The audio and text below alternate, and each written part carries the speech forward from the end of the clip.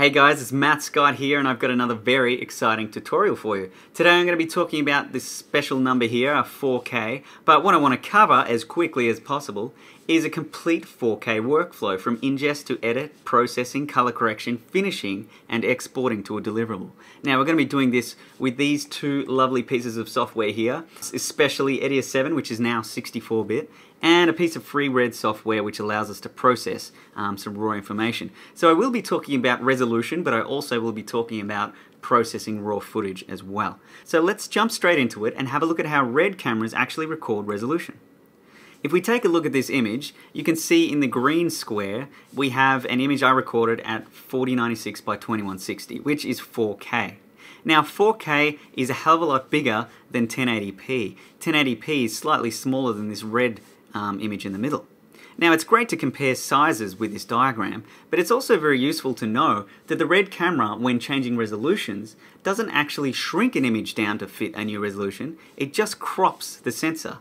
Now there are some pitfalls with this. I mean, when you crop a sensor you obviously get a lens crop. So for example, when you're shooting 2K, you're actually cropping in at 3.25 times your focal length.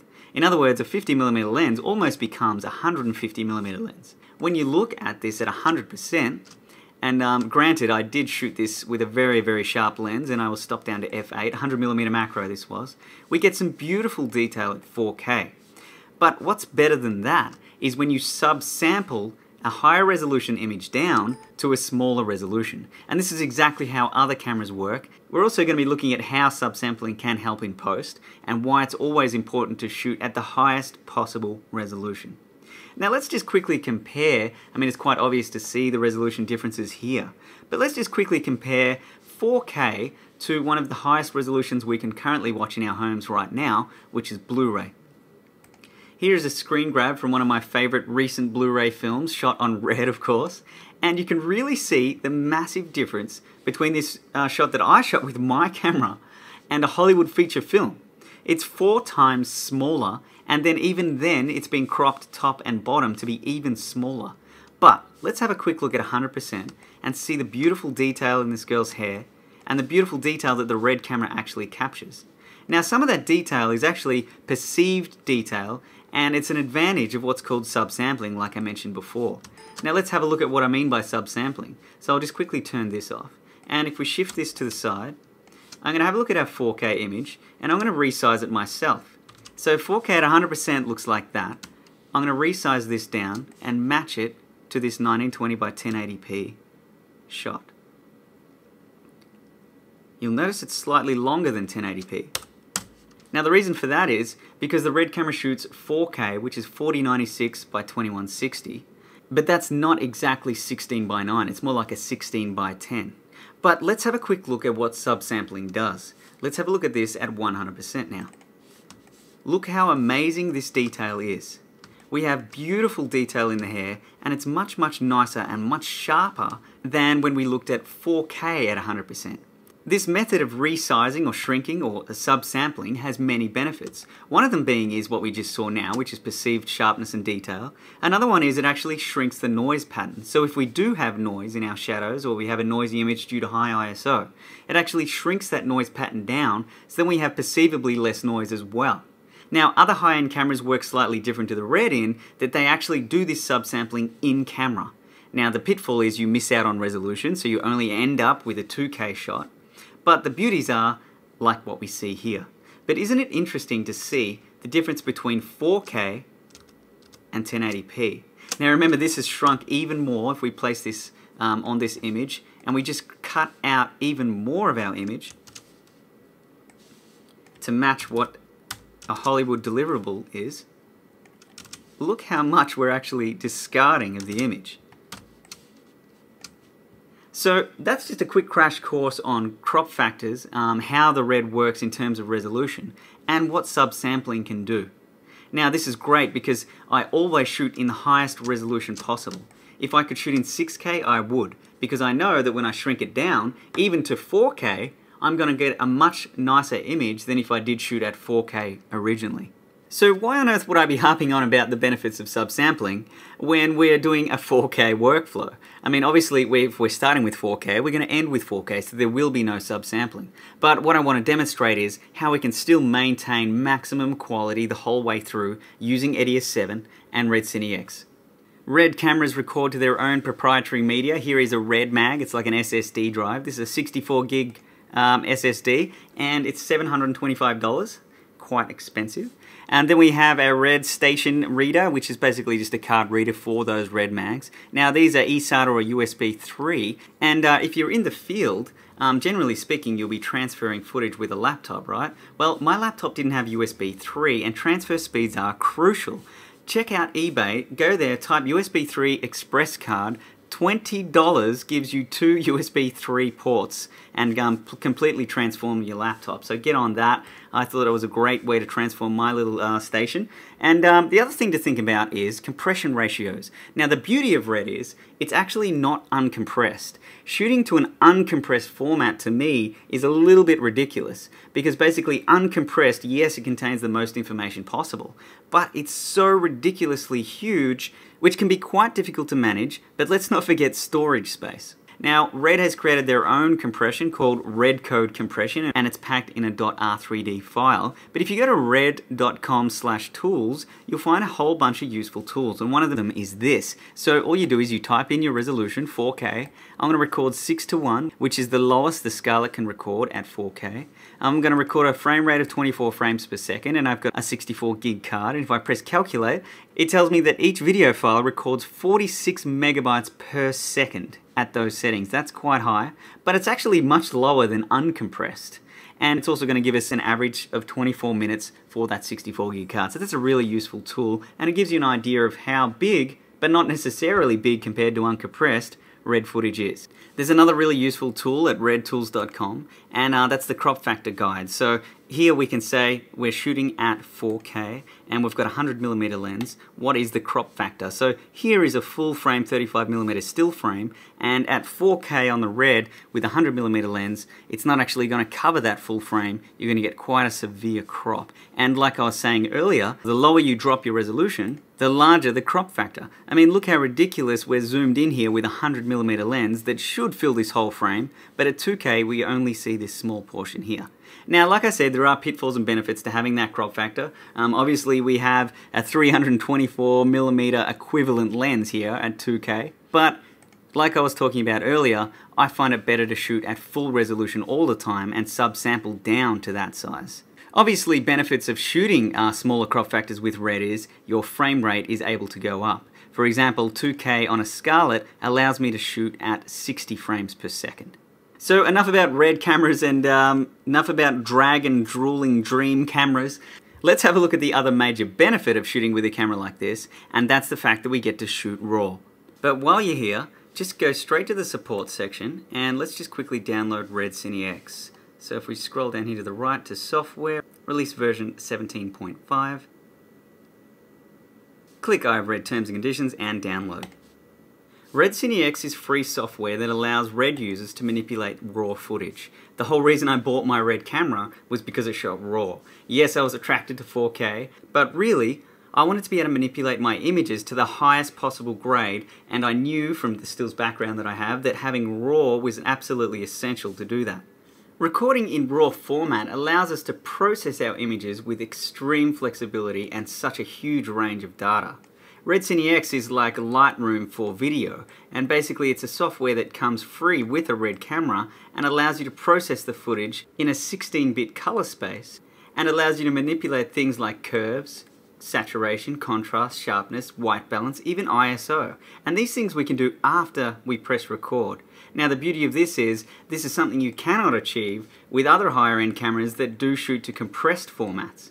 The RAW format is really a truly amazing feat, and the exciting thing is EDIUS 7 now has seamless integration with this workflow. Some other interesting things about shooting RAW is that the camera itself does apply a look. These two things, the color space and the gamma space, refer to how the image is processed on its original arrival. Now, if we use the camera default settings, which are Red Gamma 3, the default settings give us a much more pleasing looking image straight out of the box. but you definitely have more flexibility and more control using something like red log film, which saves highlights and recovers shadow detail. It does mean more work is required, but it also means you can get a much nicer image, and you have a lot more control over what parts of the image are exposed. With 16 bits of information per channel, we can really start pushing things in directions never possible with lower end cameras that record to, say, H.264 or compressed formats like that. RAW allows us to change day to night.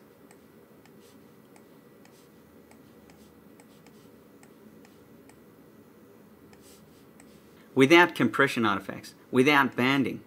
We can push colors way further than we ever thought possible, without banding or artifacting. It's awesome.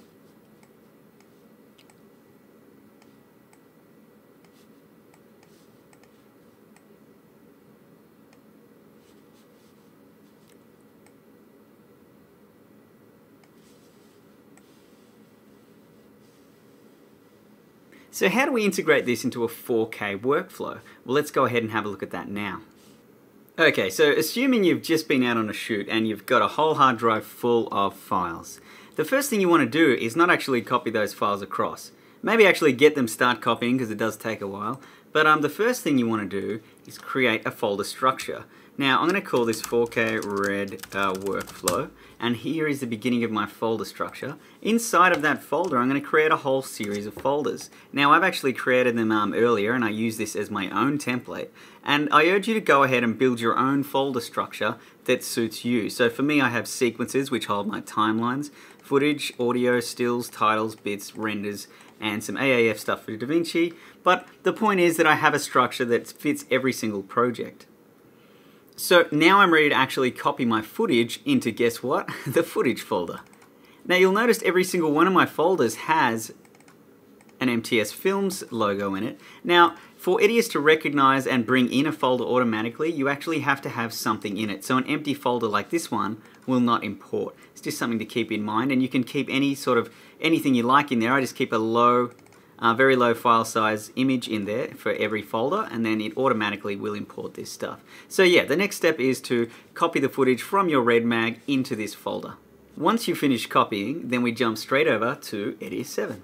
Now EDIUS 7 has been updated dramatically. It's now fully 64-bit, so it utilizes all of the cores on your CPU, had more access to memory, and basically just runs quicker. But it also opens up more possibilities for EDIUS and gives it a greater scope for future updates. So once you're inside EDIUS, just click on New Project. We're going to start a new project today.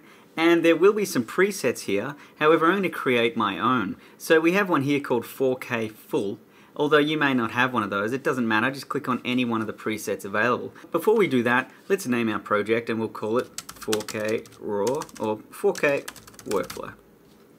Now, there's a create folder within project, so that's going to create an extra folder within those default folder structures that I had, and that's all fine. But the important one here is to remember to click Customize. Let's press OK. If we open the Advanced tab, now we have access to everything we need to know about our project. The two most important ones being frame size and frame rate. Now, especially the frame rate, you have to make sure that you get your frame rate correct at the very beginning, because you can't change the frame rate later on. Everything else we can change, but the frame rate must be consistent. Now, all the footage that I'll be showing you today was shot at 23.98, so we'll leave it at 23.98. Now, the frame size is 4096 by 2160, so it supports full 4K resolution. Now, there's a little bit of confusion about what the difference between Ultra HD and 4K is. Well, 4K is literally 4096 by 2160. Ultra HD is 4 times 1920 by 1080. And what do I mean by that? Well, let's just quickly grab the old calculator out. And if we go 1920 times 2, we get 3840 width. If we go 1080 times 2, we get 2160. So Ultra HD is 4 times 4 actual screens of 1920 by 1080. 4096 by 2160 is slightly wider, like you saw in that resolution example at the beginning. We are going to stick with the maximum resolution, however, and we'll just quickly go through some of these other settings. So, video channels. Do we need to have alpha channels in this project? No, we don't particularly, but we can always change that later on. The video quantization bitrate. Most video cameras record in an 8-bit color space. Red records at 16-bit. So the highest bit depth your editor will accept is definitely the one you want to choose. Fortunately, EDIUS supports full 10 bits per YUV channel. The pull down type we can just leave. Stereoscopic editing, I'll leave that to the 3D guy, but basically we can have full 3D support in EDIUS. The sample rate of the audio, we can leave that to 48. Audio channels 2. Quantization bitrate for audio is 24-bit. Now this part is also important over here, the track default. So by default I can say I want this project to have 4 video tracks. I don't want to use any video audio tracks. I don't want any title tracks. And I'm going to have 2 audio tracks. Now we can always change this later on, but I just like to start my project like this. Now the rendering format is also important. Grass Valley has their amazing award-winning HQX 10-bit video codec, which is comparable to ProRes or DNx HD, for example. The fact that we can choose a resampling method is something that's quite new to video editing. And we can choose Lancos 3 High Quality, which is the best resampling method for upscaling or downscaling your footage. So let's go ahead and press OK. Okay, so now we're in our project. All we need to do is right-click on the root folder of the bin and choose Open Folder. And then we simply navigate to where we created that folder structure and copied our footage. And in this case, I'm going to use a different one, but it does have the same folder structure. And I'm going to press OK. You'll see that red footage actually imports very quickly, which is fantastic. The biggest problem though is that red footage, when you press record on a red camera, it actually records each clip to a separate folder. Now this can be quite annoying, especially when you want to see all of your footage at once. So luckily EDIUS has some great feature sets that allow us to manage our media. If we just click on that footage folder, right click and go search, or we could just press Ctrl F. What we need to do then is change the category to clip type, and video is already selected up the top. We just go add, press close, and now we have this search results folder with every single shot from the red camera in there. Now that we have our red footage in our bin and we're ready to start editing, it's a good idea to just save your project. So I'm going to press Ctrl S for save. Now next up I'm going to go to settings, system settings, and we're going to have a quick look at how red works within EDIUS. If we click on the importer exporter section and go down to red, this is where we can change the preview quality of red. Now the awesome thing with red footage is that even though it's 16-bit 4K, it does have the ability to change resolution to lower resolutions on the fly. This allows you to edit things in real time. Now EDIUS, generally speaking, edits every format in real time at its full resolution, but now that we're stepping up into 4K so quickly, especially 4K 16-bit, there is times when you will want to drop that resolution so you can edit things in real time. So I'm going to set mine to 1/8 resolution and press OK.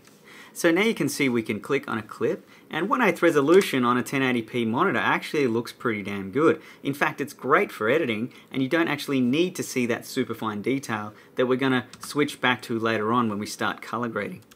Now if it's not playing back in real time on your monitor, just believe me that you can check this buffer down here, that it's actually increasing. So this is playing in real time at the correct frame rate, which is really important. I'll just trim that back a little bit and I'll just grab another shot here.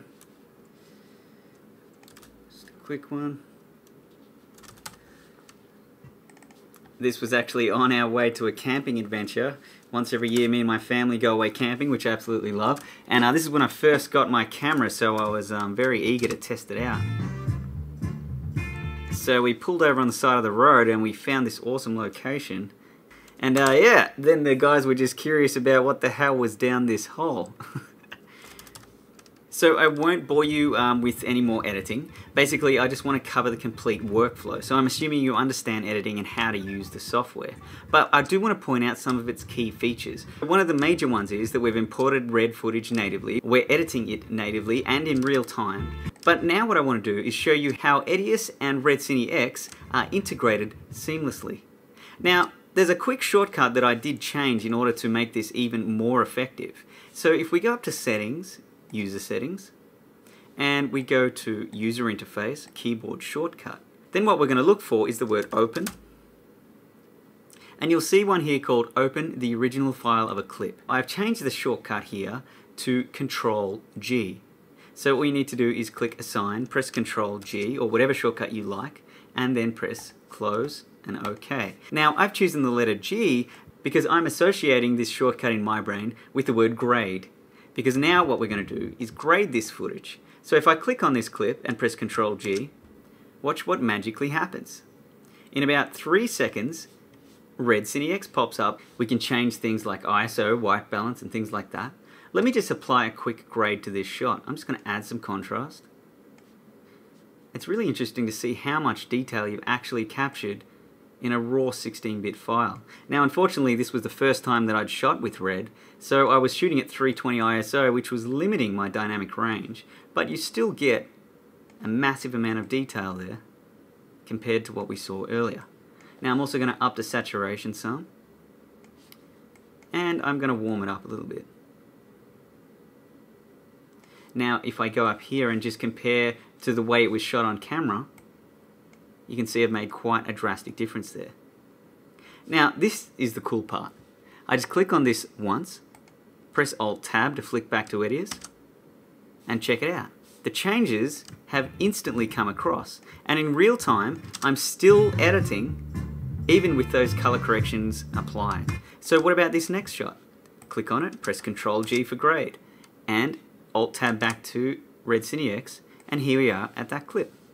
So when you're matching clips together, it can be quite tedious to have to do that by eye, like so, or just remembering how I graded that last shot. So ideally what you would want to do is save a grade. So what I'm going to do now is exactly that. Just add some contrast to this shot, add some saturation, and what I'm going to do is go up to this name looks preset and just press the plus button, and then you'll see hidden under here is look 1. If I double click on that, I can now call it EDIUS grade ref. So now when I open up my next clip, I'll be able to drop that exact shot on. But once again, if we just click on this once, press Alt-Tab, the effects come straight across, and once again, we're editing in real time. Next shot, Ctrl G. Go back to REDCINE-X, throw EDIUS grade ref on, click on it once, press Alt-Tab, comes straight across. Now this shot obviously is a little bit less exposed, so I need to adjust the grade a little bit. So if I just flick back to REDCINE-X here, and I'll just play with that curve and take a little bit midtones, bring them up a little bit. And once again, click on the screen, Alt-Tab, instantly comes across. This is such a powerful and efficient workflow. But what's so awesome about it is that we're processing our film, in inverted commas, in a 16-bit environment in its full raw state. Then we're allowing EDIUS to access that information and have it displayed on the timeline in a 10-bit space. So now what we can do is use EDIUS's finer tools to do a fine color grade. Although REDCINE-X is really designed to process raw footage, it's not exactly a fine color grading suite that allows you to choose secondaries, create masks, etc. But what EDIUS allows you to do is exactly that. So not only is it a powerful NLE 4K real-time editor, but it's also a high-end color correction suite. Okay, so I'll drop this clip down on my timeline, click on it once, press Ctrl G, and then just have a look at how to create that base grade in REDCINE-X. So I've got my gamma space set to red log film to enable maximum highlight protection and shadow detail retention. So now I'm going to crush those values back out again, but at least I have the control to do so. Add some contrast in here. And something like that, maybe a little less. And I'm also going to add some blue to the shadows, just to cool it off a little bit. And that's looking pretty good. I'll also up the sharpness to 2. So now if I press Alt-Tab, those settings come across directly into EDIUS, which is fantastic. So I'm going to press 1. I've set this up as a keyboard shortcut. I can also go View, Single or Dual mode. So I've just set that to 1 to have a single mode. And just reiterating that I do have my red import settings set to half resolution, because I am doing some fine color correction work now. So what do I want to do to manipulate this image further? I have processed it somewhat in REDCINE-X, but now I want to really take the viewer and get them to focus on certain parts of the image and really, do a fine color grade on here. I might just duck back into REDCINE. The settings just aren't looking right. Too much of a highlight on her face. That's a bit better. And just maybe the whole image should be toned down a little bit. That's looking better there. And now what I'm going to do is use a mask tool, so I'll go to Effect and drag a mask on here. Now EDIUS's mask tool is absolutely amazing in that it's an unlimited point mask tool, but it's also a Bezier point mask tool. So I can actually draw custom shapes any which way I like and then animate them further down here on the timeline. But for this instance I'm just going to do a much quicker example. What I want to do is pick up the highlights on this Adidas bottle and these shoes because they're an important part of the scene for the advert. If I grab the pen tool and zoom out of here a little bit, I'm just going to draw a simple mask that shines through here. And this is going to act like a separate shard of light to add emphasis to that area. If I go to softness, enable that, and soften it by about 500 pixels, then what I can do in the filter of the inside of that mask, I can choose a YUV curve. Now if I open the properties of the YUV curve, and let's just bring this down here so we can see what's happening, you can see I'm adjusting everything inside of that mask. So I'm just going to increase the light just to help emphasize that area. And I'm also just going to crush the blacks a little bit to make the contrast really pop. So if you look at before and after, you can see I've made quite a difference there. Now this is something that you can't do in REDCINE-X. I'm going to press OK. Now what I've noticed is, because I've increased the brightness in this area only in the luminance channel, I've also lost a bit of saturation in the tiles, but I actually quite like that. I think I want my tiles to be more white than that yellowy colour. So I'm going to add another secondary colour correction, this time using the three-way colour corrector. Drag that on top. Now with the three-way colour corrector, we have access to blacks, mids and whites, just like any three-way colour corrector, but we also have a limiting tool which allows us to make secondary colour corrections. Now generally speaking, when I do tutorials, I try and teach the three-question method. What colour are the tiles, how bright are the tiles, and how saturated are the tiles, and then I slide these values around until I find it. But it is actually a hell of a lot easier to just click the colour range, enable all of these limiters, and then click once on the tiles. So now if we turn on our key, we can actually see the key that has been chosen. And if we hold down Shift and click, we're slowly introducing more parts of the tile. Then we can go into our hue and just expand the range slightly to help us get a more accurate selection of those tiles.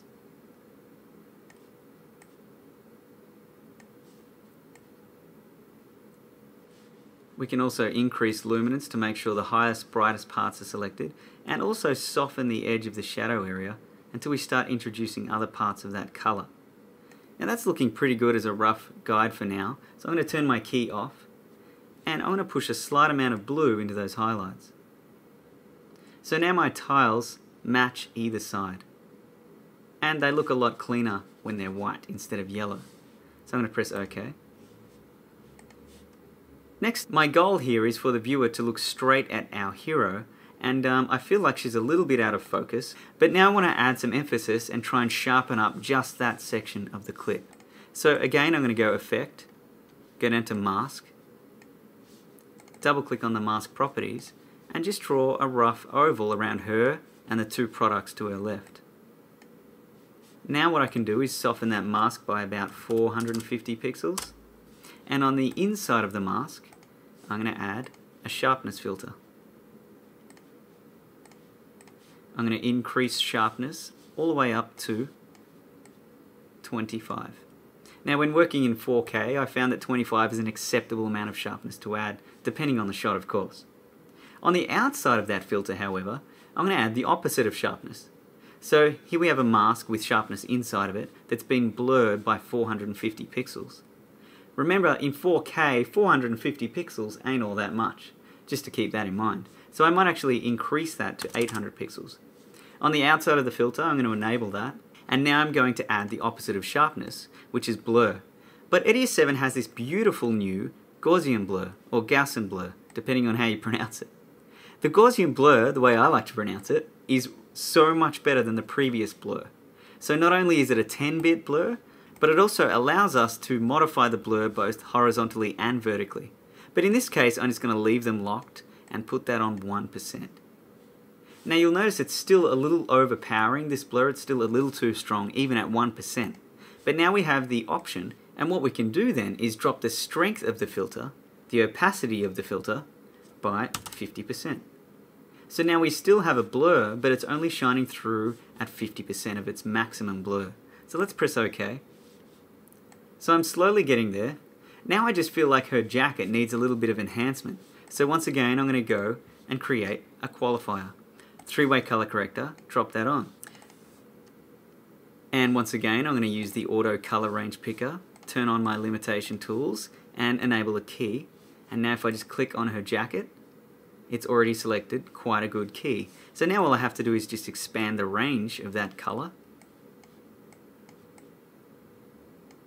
And also the luminance values of that color.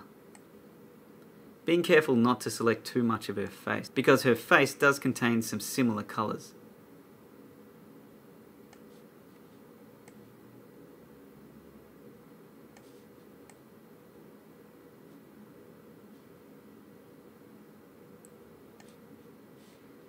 If I turn my key off, now I can change the color of the jacket and push in some more magenta.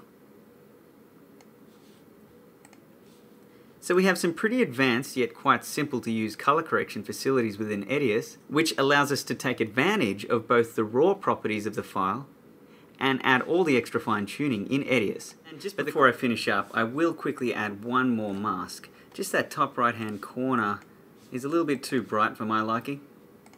So I'll just zoom this out a little bit and quickly grab this and rotate it.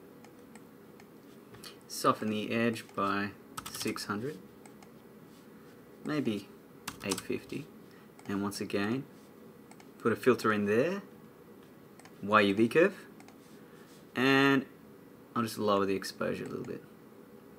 That's looking much better. Alright, so now you can see the benefits of shooting RAW, editing in RAW, and being able to develop your footage in RAW while adding further color corrections later with EDIUS's powerful tools. Now, I spent a number of hours trying to figure out the best way to send something out of EDIUS in 4K in a deliverable format. Now, generally speaking, when I work with 1080p footage, or even when I work on a 4K timeline, I'm subsampling it back down to 1080p like I was speaking about at the beginning. But in this case, we want to export in 4K. The workflow is 4K, right? So we start at 4K, we edit at 4K, we finish in 4K. Encoders aren't as flexible as 1080p encoders are when it comes to 4K exportation. So normally I would export this in an MPEG-4 container, encoding it with H.264. So let me just show you the workflow that I would use for a 1080p export, but then I'll show you why it doesn't work and show you some workarounds to get a 4K export. Lots of people ask me, what is the best way to get 1080p to look fantastic but not be too big in file size? So I'm just going to render out this small section of our clip. So I've marked an in and an out point. Then I'm going to go File, Export, Print to File. Now if we choose QuickTime, and make sure Enable Conversion is ticked, but also make sure Export Between In and Out is ticked. So now I'm going to choose a preset called MPEG-4, and it doesn't actually matter which one of these we choose, because we're going to change these settings anyway. So let's choose that, go down to Advanced, choose Custom, and then change the frame size to 1920 by 1080. So remember, I'm going to show you the 2K version first. The aspect ratio, let's leave that to 16 by 9. And come down to field order, change that to progressive. We don't want drop frame, and let's leave the channel color as is. So if we click export, the next thing it's going to ask us is what do we call it. So let's just call this 2K from 4K. And we'll put it on the desktop in our nice little folder under renders. Let's try and stay organized, shall we? The save type is MPEG-4, but we still need to set some things up. So let's go into the settings of MPEG-4. Now, under video, we need to make sure that the video format is H.264. We have a container ending in file extension .mp4, but inside of the container, the compression is being done by H.264. Now the data rate is important. Now, something to think about when encoding your own videos is, most Blu-ray, Hollywood Blu-ray discs are encoded with H.264 between 20,000 and 30,000 megabits per second. So if we choose something like 20,000, that's going to be pretty damn good, isn't it? And our image size, we need to change that to match the frame size we chose a second ago. Frames per second, we need to match our project, 23.98. Now 23.98 isn't here, so we need to click on Custom and type that ourselves. And for keyframes, let's just change that to automatic. For video options, this one's very important.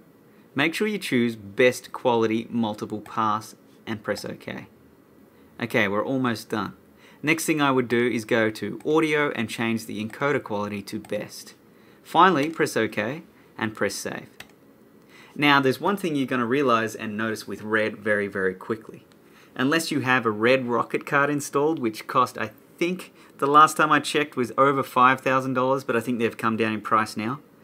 Without hardware performance, you're looking anywhere between 20 and 30 times real-time render times. After all that workflow, you still need to consider the render times of Red. Now this is the same regardless of what software you use, but it comes down to, if you want to render in the highest possible quality, then you need to wait that long unless you want to spend the money on a Red Rocket card.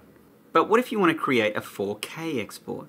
Now if you try and run along those same lines using H.264, you're going to get a compressor error. It's the same in EDIUS and it's the same in REDCINE-X. It's telling us that the current version of H.264 does not support 4K resolutions. So what does? So if we go to File, Export, Print to File, again click on QuickTime, but this time just leave it set on the exporter as QuickTime.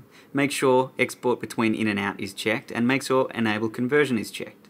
Next up we'll go export and we'll go to settings. Now under settings of the compressor, at the moment it's defaulted to H.264, and even if you change the frame size in this to be 4K, you will get an error and it won't encode. So what do? There's an option in here that Joey Coleman, thanks mate, suggested to me, and it's Photo JPEG. It does allow us to export a 4K compressed file. So let's have a look at how to use it. Now if we set this to medium, you're going to get a very high quality 4K deliverable.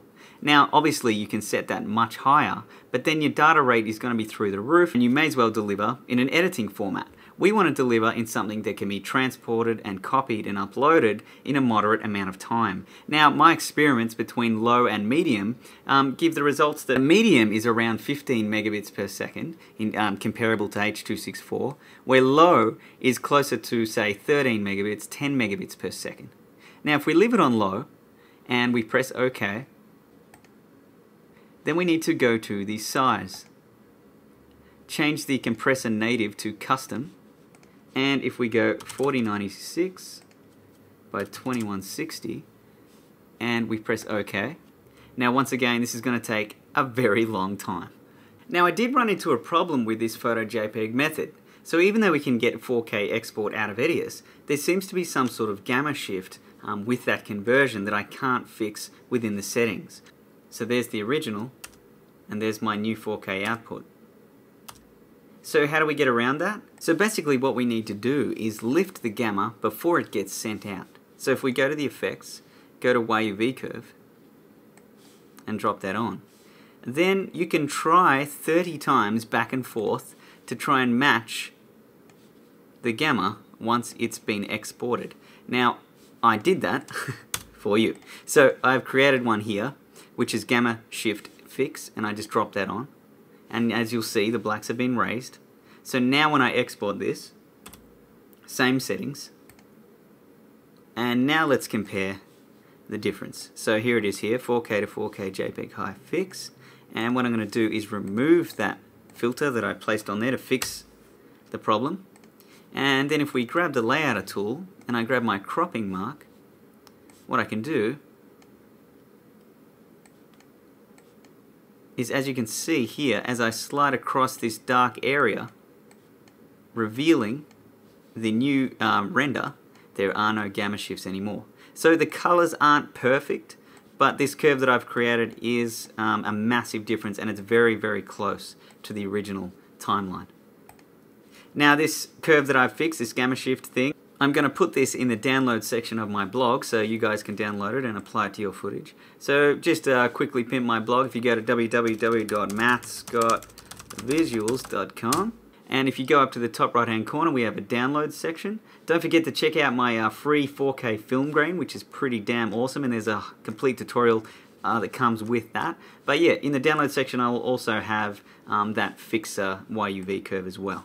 I'll also upload this preset, which is very useful too. It's called a mega mask, or that's what I've called it anyway.